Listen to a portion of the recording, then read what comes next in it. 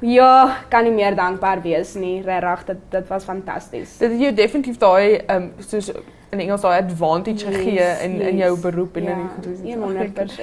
En as ons 'n bietjie terug gaan kom na die gap jaar toe, wat sal jy sê soos het jy geleer in daai nou nie net van die onderwys wat jy genoem het van die voorbereiding, maar in jouself, soos wat het jy geleer in daai tyd?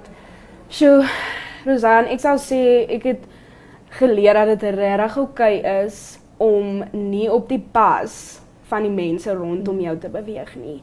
Ek dink, veral in society, jy raak so onderdruk want daar is sekere dinge wat soort van net 'n volgende stap in die lewe is. Dit is soort van, ek bedoel 90% van my chommies het almal universiteit toe gegaan na skool. So dit was soos amper of it's the obvious next step. Ja.